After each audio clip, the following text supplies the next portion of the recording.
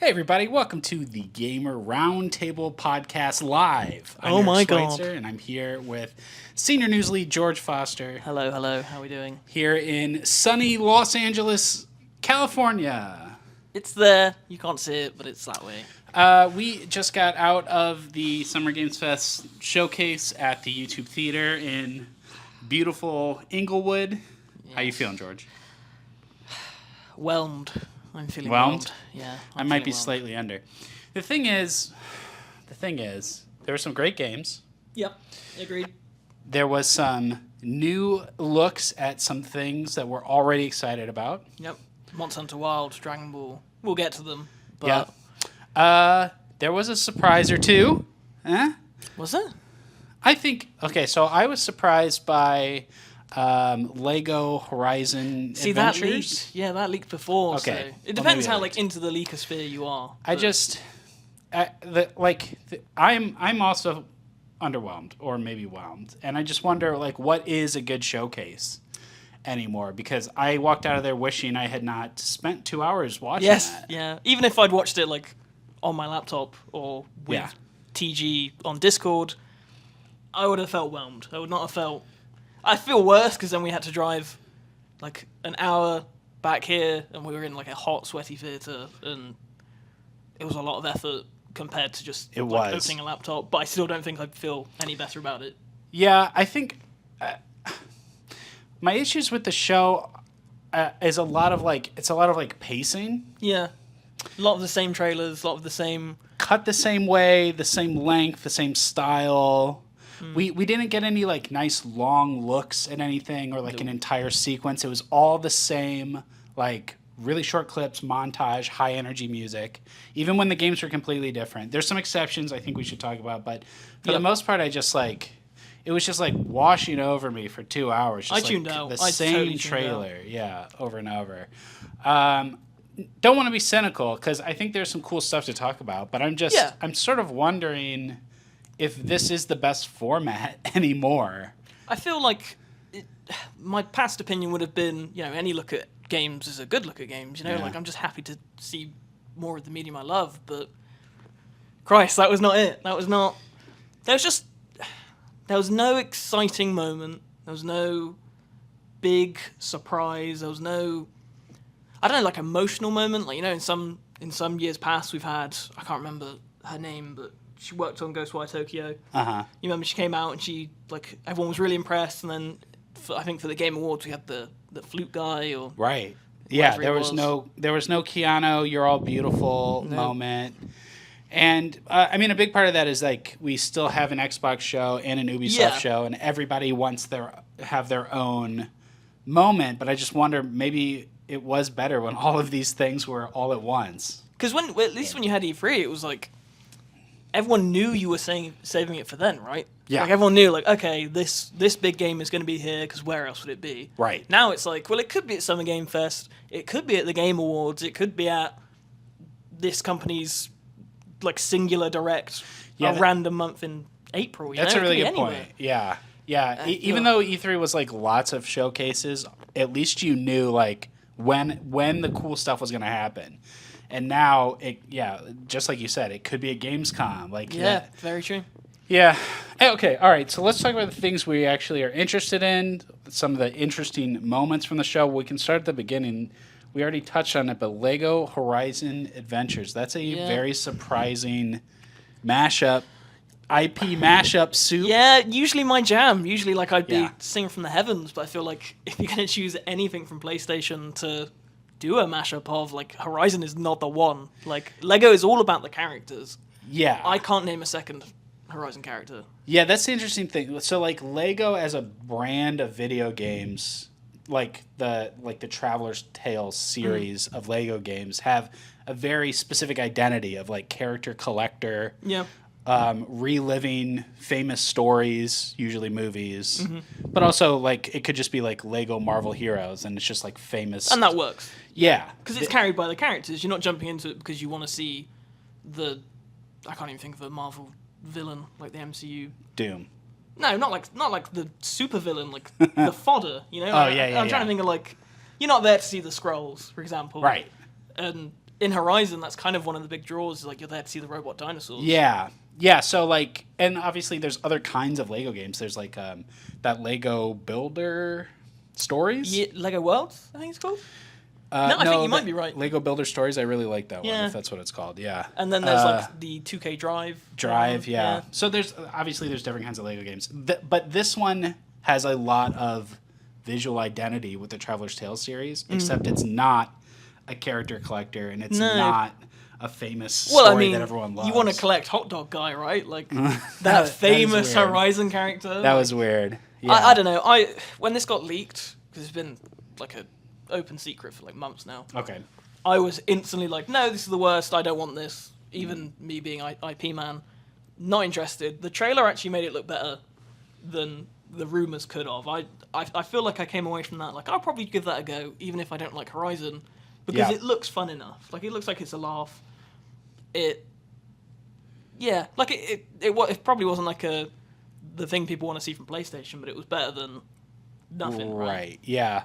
The Lego tone is good. They seem to have captured it well there. I have a friend that actually collects Horizon Legos specifically. Yeah. And builds them, and I think like the Horizon beasts are very appropriate for Legos. So. There is an audience for Horizon. Like this isn't who wants Horizon games, because they it's sell just a weird loads. I just think it's the weird choice. Like if you come out with Lego Uncharted, or maybe like Lego Naughty Dog, I'd be like, oh okay. Lego Naughty Dog. I'd like that more. That would do more for me. What an IP guy. I know.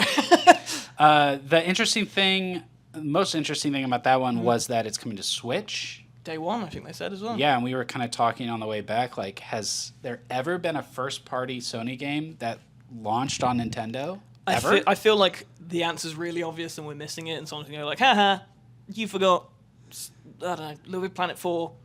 It came out on Switch. It didn't. I know it didn't for anyone to say anything. Yeah, I don't think so. I don't think there's ever been a PlayStation, like, exclusive that came out on Switch. No, you've had like Xbox have done it a few times post-launch with Ori and Cuphead, and they've done. It seems like they've done well for it, like good relationship building. I don't know if that counts. Anyway, yeah, that's weird. Yeah, weird one. I like that. Console exclusivity. It's dead. It's dead. Yeah, it's dead. That was the message of the show. Yeah. You won't need to go anywhere. God, there's so many. I was really into the show. And then at a certain point, it lost me. Yeah. But I was still on board.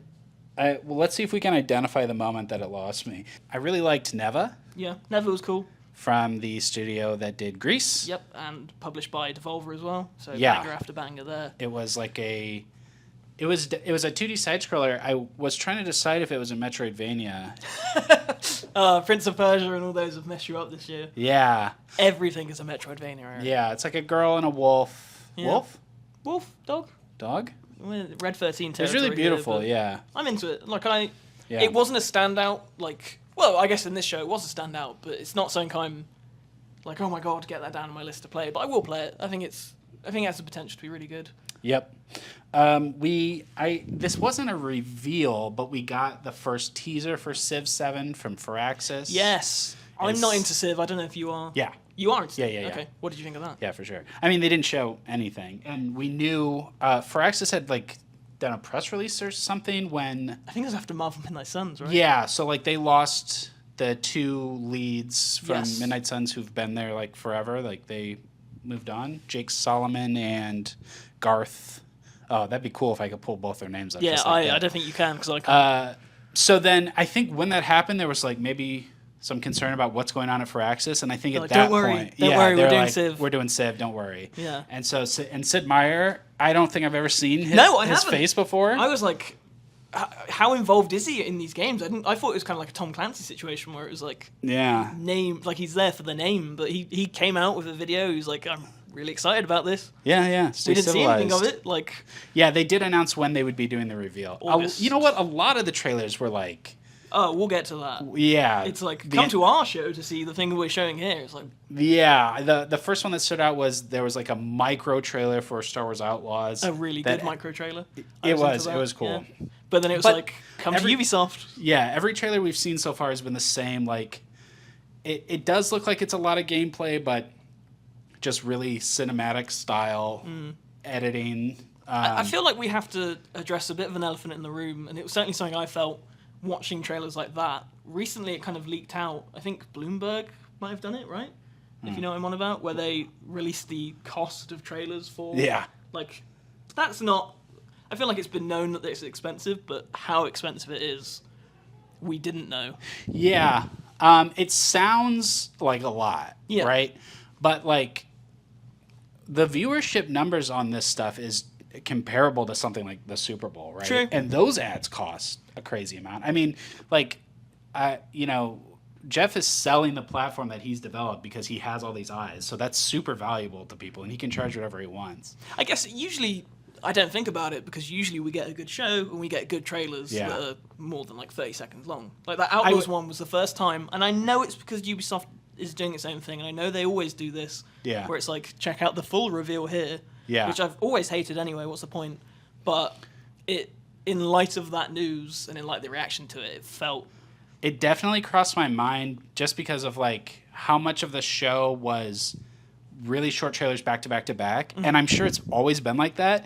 But every time a trailer was under a minute, I was like, oh, that's all they could afford. Yeah, that's literally my fault. I was like, oh, we could have got more of this if it was... And I also think, like, Jeff made a point of saying, like, I really wanted this one to be part, as if he was telling everyone, like, I didn't charge them for this one. Like, yeah, they were lucky enough to be invited to this. Like, I feel like no 250 grand. He was making a really big deal about solo developers. I think like he's like was tweeting about it, but he also said it like 3 times throughout the show. And he started off, I feel like we should have said this at the start, but he started off very like, it almost felt like he was about to deliver a message about like how the state of the industry, and I'm pretty sure he said that it's like... He touched on alluded to the state of the industry. Like, which is more than we usual, ever get, But it was still like, I felt that moment of like, oh, and then it was... But of course it was, but we're here for the games, baby. Let's show some games. Like, you guys want to see the games. You don't want to hear me talk about the industry. Yeah, that's all it's ever going to be. I guess I'm too jaded to even like complain about it anymore. Like, I feel like maybe I was less jaded. I feel like over the years it's hitting me more. Yeah. But let's do a Jeff and continue talking about the games. After Civ was Black Myth Wukong, and that comes out in August. Was that a reveal that it comes out in August? No, that's been known for a bit. The trailer was just a really cool cinematic trailer. Yeah, when are we going to see what that game actually plays like? They've had like... I think IGN did a gameplay reveal, but we've not had like that would have been the time to do it. Yes. Because we've had gameplay trailers like at Gamescom last year. Yeah. Like pretty short still.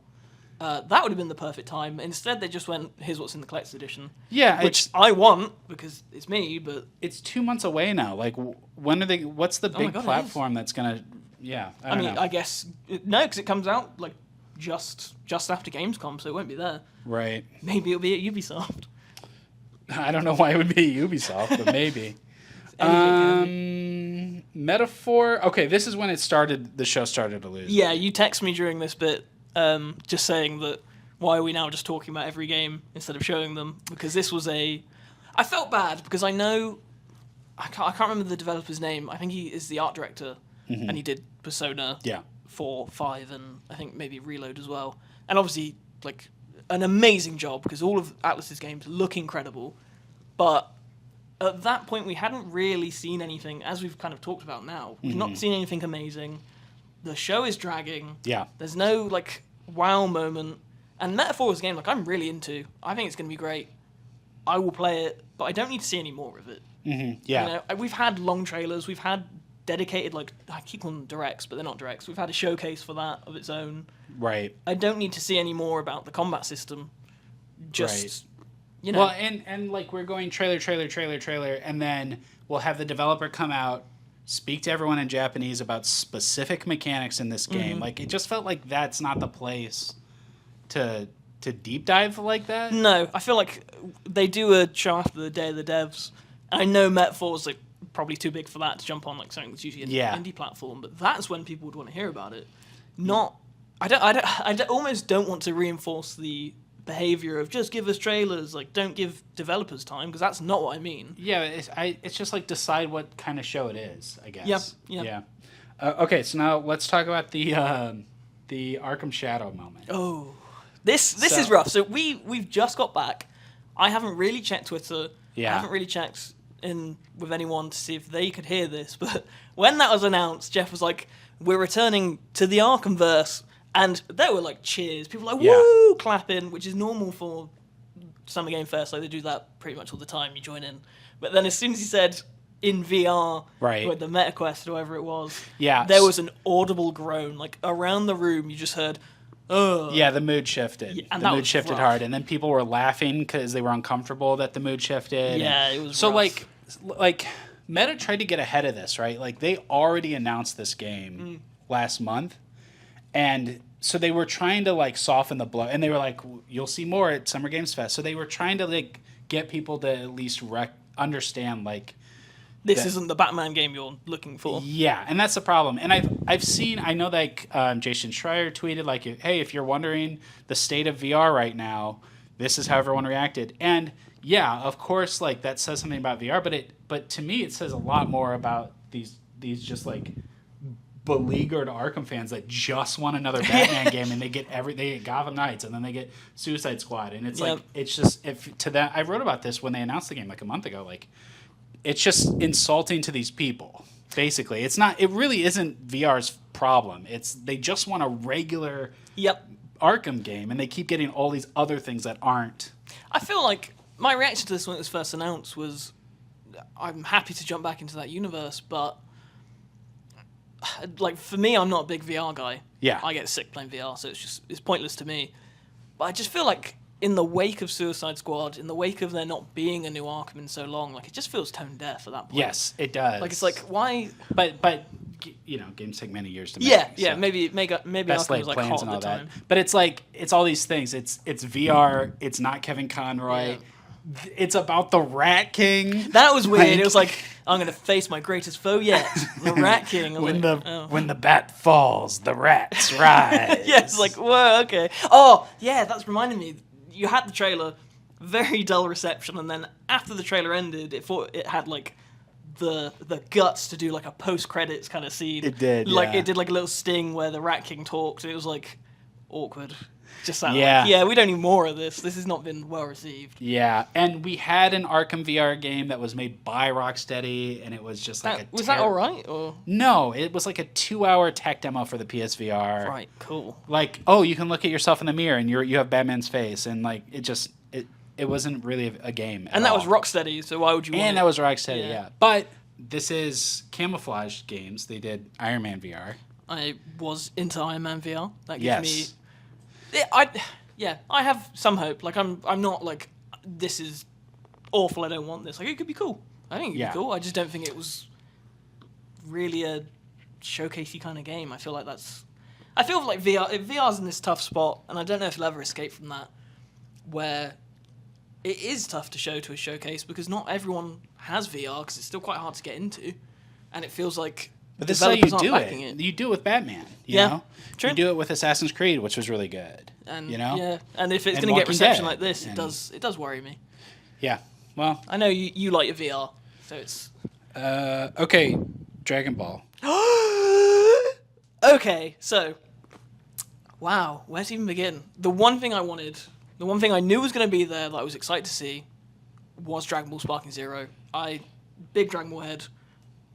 I knew that the trailer, we all hoped it'd be a release date for like a year now. It said wishlist now at the end, and it's been like, is it coming out this year?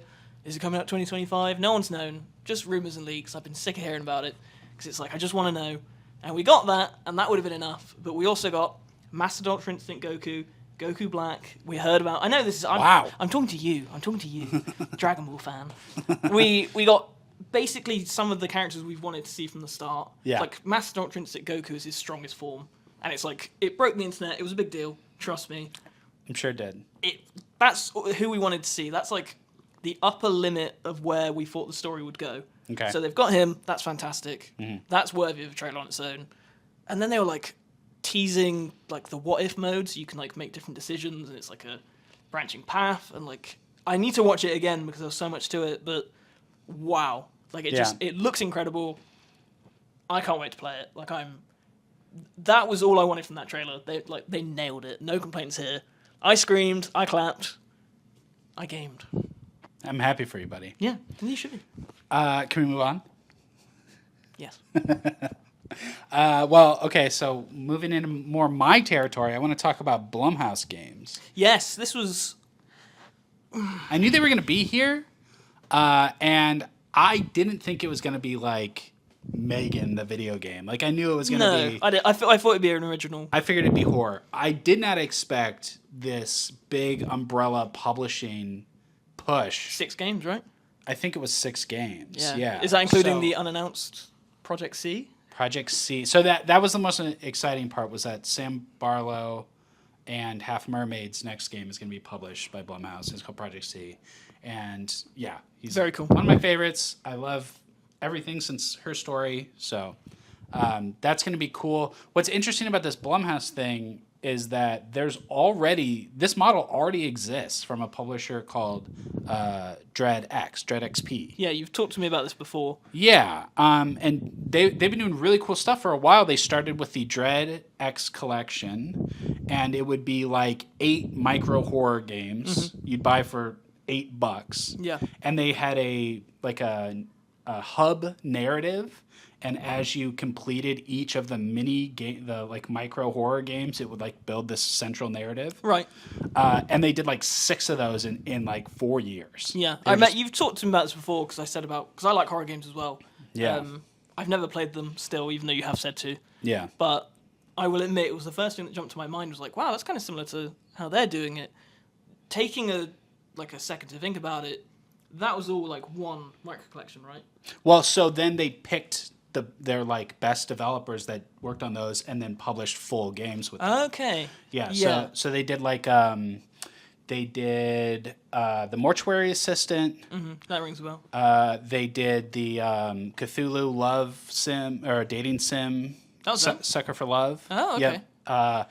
They did that Dora the Explorer one. Oh, Amanda the Adventurer. Oh, that's them. Okay. Yeah, and they're doing really good stuff. Yeah, and then they did My Friendly Neighbor, that like Sesame Street one. Yeah, I've seen that on like clips somewhere. Yeah. So the difference I think with Blumhouse is that these were all largely solo developer projects, and even when they published full games, they were still super low budget projects. Yeah. I mean, the Dread XP ones are like no budget projects. I think it was almost like a contest, like what can you make with $1,000? Oh, like Double Fine kind of does with like their Insomnia. I think it started that way. Yeah. So Blumhouse Games obviously is working with bigger teams, more established teams. They are still indie. They're still going to be small games, but the fact that they're doing Sam Barlow's next game, who could probably get money from anyone at this point, I would assume. But I mean, Blumhouse, big name, you would go with that, right? Yeah. So I think it's cool. I'm excited. I mean, like, we saw little clips of a bunch of horror games, and I thought a lot of them looked really interesting. Yeah, I thought they were neat. There was one about the game developer. Yeah.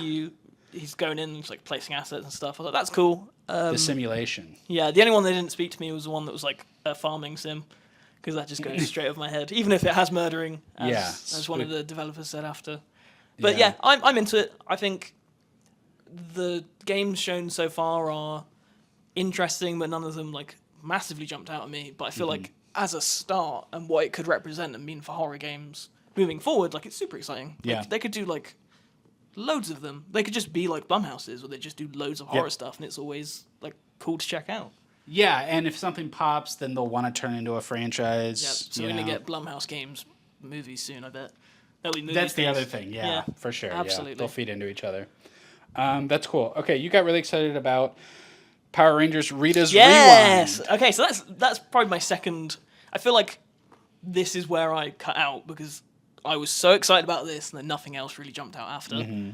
I was certain this was Tribute Games. I was certain it was the team who did Shredder's Revenge, which I loved. Well, they're all homages. Like of course, they're all going to look the same. Yeah, but even the way I was sat there, I was like, that double jump is straight from Shredder's Revenge, expecting to be proven right and be like, haha, and then I was wrong. It's Digital Eclipse, but awesome.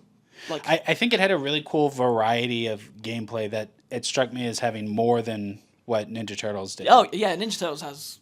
Well, you have the ones where you like ride around on the board. Yeah. And then you have normal levels. So this had more. This had like changing perspective. Yeah. It even had like first person. Yeah, it kind of was stuff. really cool. The music, I mean, it was just the Power Rangers theme, but you have to imagine that's going to be used to hell, and Yeah. I'm happy for that. And we were talking about this on the way back. We haven't had a Power Rangers game for a while. Like, the last one was Battle for the Grid. 2019, as I proved you wrong on. So, yeah, I'm taking that win. I'm owning Fine. that. But yeah, more Power Rangers is cool. Yeah. I'm super into that. I think that's this year as well. So that'll be a cool little game. Yeah, a lot of this stuff was this year. Yeah, I think there was one in early on that was 2025. I can't remember what it was. Maybe it was Batman. But it was one of them that was like 2025. I was like, oh, that's weird. I think we're still in the first hour of this show. Oh my so let's God. pick it up a little bit. Slitterhead looked bad. Yes, I'm not. There was one cool moment where the arm comes off. Slices his reattached. arm off and flies up, and then the blood like extends it, out and yeah. catches it and puts it back on. And I liked some of the bits where you're jumping between people. I was like, that's cool. I think it'll be inventive, but the core of that game is its combat, which The combat looked bad. Yeah, it looks Yeah. rough. Little guy with a sword hacking away at giant centipede With no, Or not- like, reaction. Yeah, I just And even a yeah. block, like, whenever they block, it was, like, rough. I hope it's good, because, you know, the Silent Hill creator, like, awesome. Yeah, I hope it's scary. It doesn't look scary so far, but I'm into it for its ideas. what do you think of Killer Bean? Oh, that was cool. You yeah, like that? Do you know Killer Bean? No, what is that? What? Oh, I thought that was a new thing. No. That's Oh my god. So Killer Bean. This is what this video is now. It's like a series of YouTube like shorts from like years ago, like maybe even a decade ago. Oh. So it's like a long running YouTube video thing, and it was just a character called Killer Bean who they're kind of like parodies of like The Matrix and stuff. Right. So it's just a bean dressed up like you saw. He goes into a room and he kills people in cool ways. Like, Okay. did you ever? Because Jeff said it was made by a VFX artist that worked on The Matrix. And that's the Killer Bean creator, yeah. This has been in development for a while. Like, it's been on Twitter for ages. Yeah. So it wasn't like, oh my god, new reveal, Killer Bean game. Yeah. For like the 5 people in the audience, you know what that is apparently. But But not me, and nobody around me either. Everybody was I kind knew. of stunned. I kind of thought that was just like if they made Fred the game, like people would know. But I guess not. Yeah. I think it looks cool. Okay. I don't know. It looks a bit janky, but maybe purposefully so. Like, Yeah. let's make up some cool moments and like emergent gameplay where you just like throw a grenade down, you do like slow motion moves. I think it'll be cool. I don't Yeah. think it'll be. I don't know. Maybe like it was worth such a long trailer at Summer Game Fest. It was but long, yeah. I enjoyed it. There were a couple in a row that I was really into. The first one was Cairn, the mountain Yes. climbing one. Yeah. I thought you said Karen. I was like, Cairn. yeah, Karen. So I was complaining about like the way that they were bringing the developers out to talk about the games. Like some of the games needed more context, but it seemed like those weren't the games where people were coming out to talk. Like I really didn't need that dev to come tell me the mechanics of that JRPG. Yeah, in the Metaphor, show. which is just very similar to Persona. But in this case, the developer came out and told the story about their father, who was a mountain climber, who lost their team, and that's what inspired this mountain climbing game. And I was like, okay, yeah, that's a story. And like this, it reminded me of there's a film all about climbing where not one scene in, but like one part of the film, she's like doing the same thing where the tent's hung up on the mountainside. And you see that in the trailer. I was like, this is really cool. And the way they portrayed the characters just be like screaming every time they're near the top and like always struggling. I was like, that's, I love a climbing game. I love that mechanic in games. Yeah, it's cool. I like The Climb. That's a VR series that has like more mechanics than your typical third-person action game where you climb stuff. Like Breath of the Wild. You have to like chalk your hands Yeah, for grip yeah. and that kind of stuff. There's a game that's very into its climbing. I can't remember it. There was one recently, right? Jusant was one Jusant, of them. yeah. That was good. This feels more like... That was very cheerful and, This is more like a simulator. Yeah, this feels like you could kind of tell at certain bits, like, you were moving the feet individually and doing that. Kind of like... What's it called? Death Quap. Stranding. Do you remember Quap? Quap, yeah. Yeah? So kind of like that. Death Stranding is kind of like Quap. No. Yeah. No. Yeah. Or it's like Get Over It. Yeah. The next one was Wander Stop. That was the one by the creator of... I believe this was from the creator of the Stanley Parable. Yes, that was it. Okay, different Yeah. one. Oh yeah, that does explain it. Okay. This was such a good trailer. This was like my favorite trailer. This in was the whole probably thing. the best trailer. Yeah. Yeah. and it was the one where the girl is talking about her life as a tea maker, and it had a very like cozy city builder, cozy sim, Almost lost me, but then kind of a farming sim kind of thing. But then you find out that what it's really about is PTSD because she's like a warrior. a warrior. Yeah, like there's this really good bit at the end of the trailer. It's like, this is good for you, you're happy. And I was just sat there like, wow, like I would watch more of this. Like this, Yeah, it was she, a really she good can't trailer. get the idea of the sword out of her mind. Yeah, That super cool. like yes, that was a game that was about something. We got like that was a trailer that didn't feel too long, but felt long enough, and also gave a premise, showed gameplay, made you care about the characters. Like that was rare in this showcase. I think, but that was one of the best ones. Great trailer, and the trailer told a story. Like it really stood out because the showcase needed a mix of things like that throughout, and it just felt like it was just 2 hours of montages and loud music. Yeah, and it was a reveal as well, which is always a bonus. Yeah. We didn't know about that game. So it's like that was probably not my personal highlight. It's Dragon Ball, as you know. Yeah. But it was a highlight of the showcase for sure. Yep, that was a big one. That was a big one for me. Then Inner Sloth revealed Outer Sloth. I like the idea. I think it's a great idea. Among Us has done really well. Developers funding smaller projects, awesome. Like more games. I just don't think any of the games look that good, personally. Yeah, I didn't really see enough of them. It was like 1 second of each game. I thought that one button boss had a good hook. Yeah, it was such a short thing. I feel like they spent so much time joking about how many words they can fit into the trailer before it gets weird. And I was like, that could have shown me more of any of these games and made me interested. Yeah, I guess I just don't have a good sense of what Inner Sloth's identity is. So, like with Blumhouse, I'm like, okay, they're doing horror, and that's like something I can latch on to. But like with Outer Sloth, it's like here's a bunch more indie games. Yeah, like true. there's plenty of indie game publishers, and they Very kind of true. framed it as if they were doing something really special. And it's like, yeah, they took all the money they made from one game and are using it to help other developers get their games made, but like they're just becoming a publisher. That's just a different kind of business. You know, I think back to when I saw that, I was like, the one thing I couldn't get off my mind was Big Mode with Animal Well. Yeah. Like, we've had one game from Big Mode so far, Yeah. but it was such an incredible game. We're talking about Animal Well again. Let's go. Yeah. But like, it was so good. It stands out so much, and I feel like that's what should be happening instead of his 9 micro games. Yeah. It's hard what's to the game determine relating what with? Outer Sloth is for. Yeah, besides because indies. the next time Big Mode releases a game, I'm going to pay attention. Yes, you know? that's exactly Yeah. it. So I like the idea. It's a noble concept.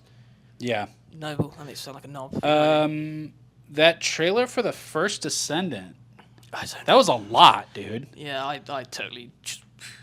I mean, like co-op looter shooter is like my activator, my trigger word. Did you think it was Not my good? trigger word. My what is it? My Manchurian Candidate. I don't know. My sleeper agent. Numbers go up. There you go. Yeah. That really gets me. That trailer had a lot going on. Yeah. I don't know. It comes out in like a month, and that was the first time I've heard of it. I'm sure it's already been announced. I think it's been I heard a lot of cheering. I think it's been a big deal for a while. Yeah. Like it's been like, this is finally coming out. I feel woefully unprepared to talk about it because I just have not paid attention. Fair enough. Well, The trailer did not do anything for me. well, it put it on my radar. That's for sure. Oh. I'm gonna check that out.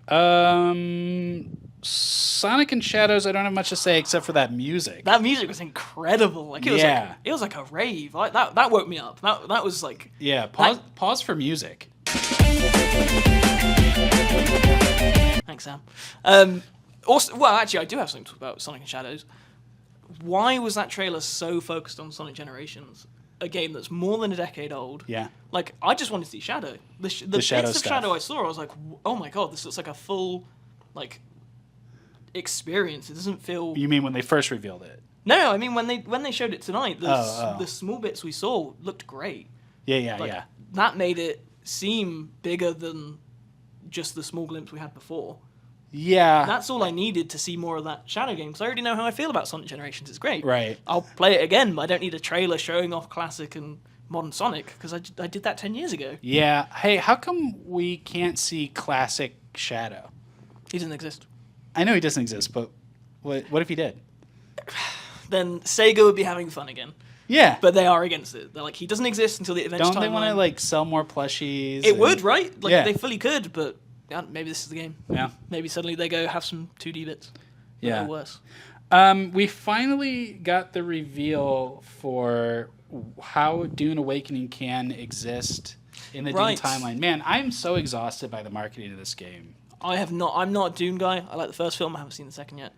Dune is so hot right now. Yeah, The way that they've been breadcrumbing every piece of this game and just trying to grab as many headlines as possible. I'm sure it's working. I mean, I'm talking about it right now. We're talking about it.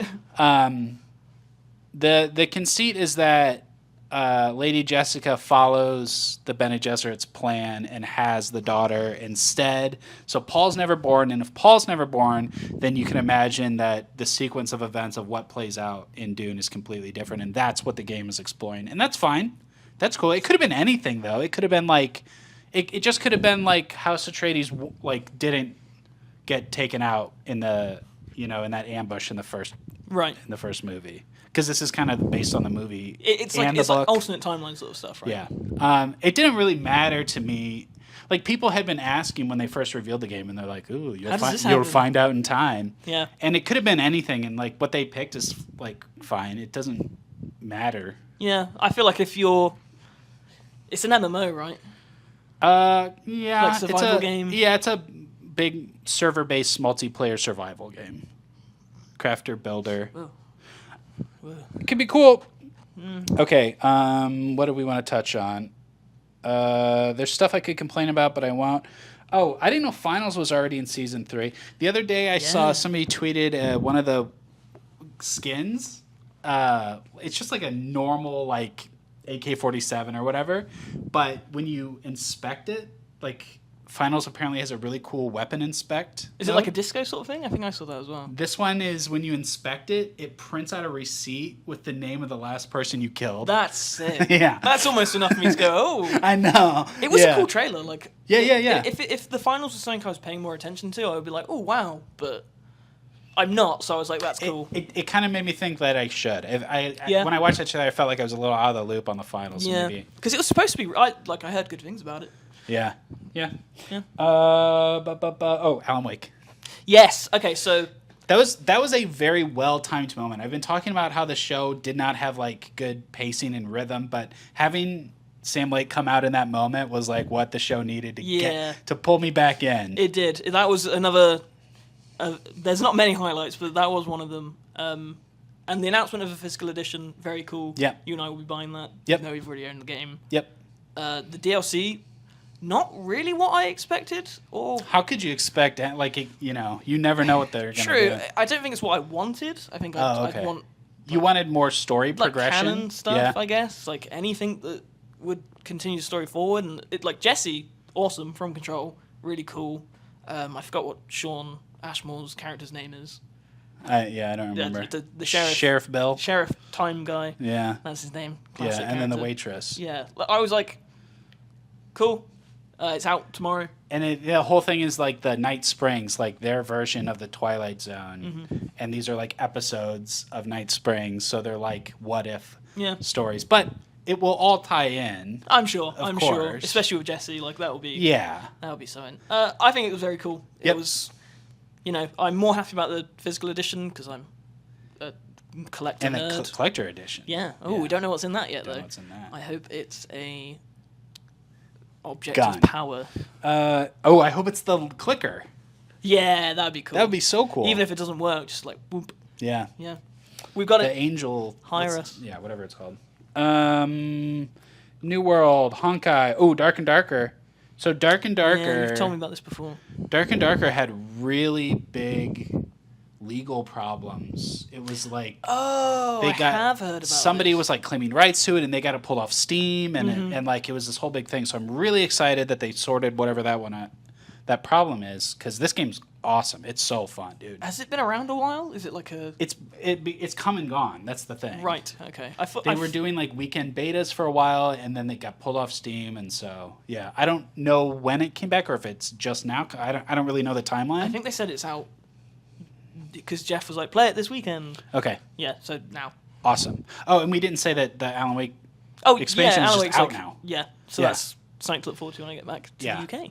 But I like Dark and Darker a lot. It's kind of hardcore, but it's a really cool. It's just one of those where all these different genres come together and it just works. Yeah, so. I'm happy for you. It's your Dragon Ball moment, I guess. Skate. Yes. Okay. Weird old trailer. So they opened with M Corp, M Core, and it was like this.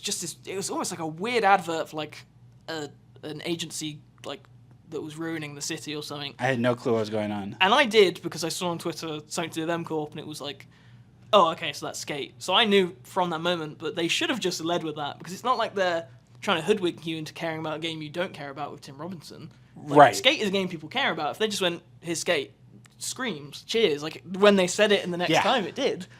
But we've been quoting Tim Robinson ever since that trailer. That worked. It wasn't him at his best, but it was clear that it wasn't his material, and it was almost like he was doing an impression of himself. Yeah. My wife's sick. Yeah, he was just doing all the really? Just doing all the Tim Robinson stuff, but it was clear like somebody was like, no, do the thing from the show. But it worked. Like I loved it. Yeah, he's great. It was just so confusing that was a Skate. Like everyone around me had no idea what was going on. And that's console playtesting this year.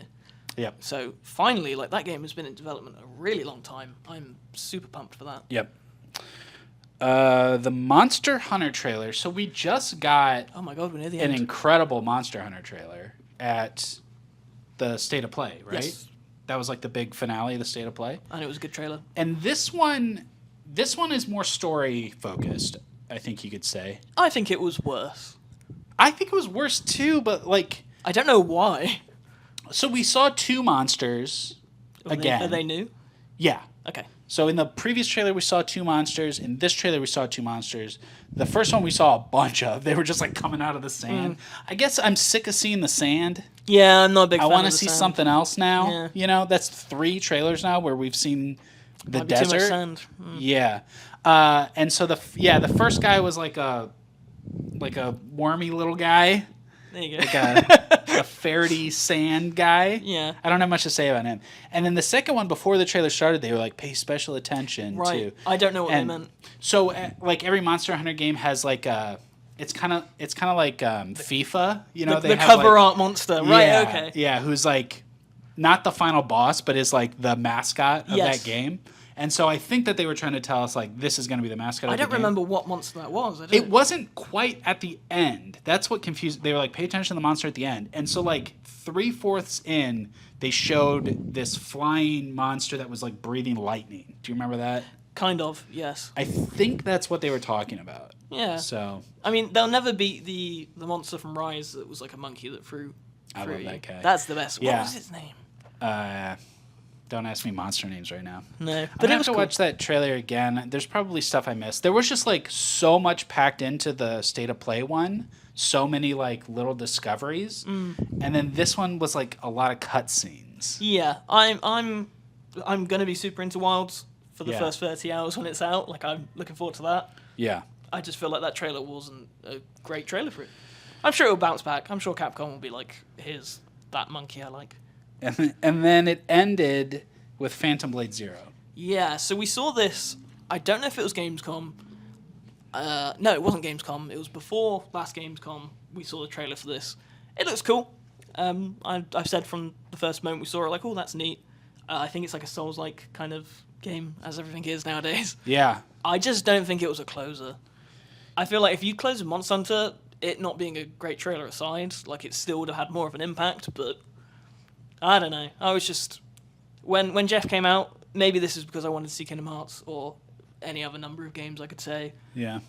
I was like, you always have that hope. So until you know it's the last one, you've always got that hope. You've always got that will to keep going because you might see something you like at the end. Yeah. Then when Jeff was like, this is the last one, bye, it was like, oh. And then the disappointment of the whole show kind of carried into that. So I'm sure if I watch it again, I'll be like, awesome. I am into it. I will play it, but... Yeah, I mean, like, we just talked for 45 minutes about stuff that mostly we're interested in or, like, seemed good. it's just going back to like the structure of these shows, like the format of it. I think it's got a problem. It's exhausting. Yeah, I don't know if this is the best way to hype games anymore. No. I don't know if it's getting millions of viewers and making tons of money. Then what do we know? Well, what we know is Jeff Keighley posted a tweet saying, "What would you rate this showcase?" And it was like 64% D. Yeah, a lot of people aren't happy. I haven't checked yet. I'm sure if I go on Twitter, people are like, "Why are you complaining that that Alan Wake 2 trailer saved us?" We or whatever, we passed by another journalist and you were like, "That show sucked," and he was like, "Oh, I kind of liked it." Yeah. So maybe we're cynical and jaded and we're agreeing with the gamers. Twitterverse. But talking about it like this has made me realize there was a lot of good there. It's just, I don't know, Summer Game Fest. Like Jeff did say, like he's my mate. Jeff Keighley did say, Jeffy. Yeah, Jeffy. He was like, lower your expectations. And Kinda, yeah, he did say that. In fairness, he told us. Yeah. But if you're gonna have a lowered expectation show, maybe just don't do like a big summer show. Maybe don't get everyone out in LA for it. You know, I know it's not the only part to this because there's Play Days and there's Xbox and Ubisoft, and I'm sure Xbox might have more to talk about, but. Yeah, it's a big machine now. I don't know if you can just like take a year off from Summer Games Fest at this point because this was just the kickoff, right? We're going to be here for 3 days of Summer Games Fest Play Days, demoing a lot of the stuff that we saw during the show so that we can talk more about it. We're going to have interviews. We're going to have more discussion stuff like this every day. We've still got the Xbox show. Looking forward to that one. We've still got Ubisoft Forward. Not looking forward to that one. So, looking forward to Star Wars. Yeah, I mean, I saw Star Wars today, you know. So, yeah, we've got a whole big old weekend and all next week. Gaming.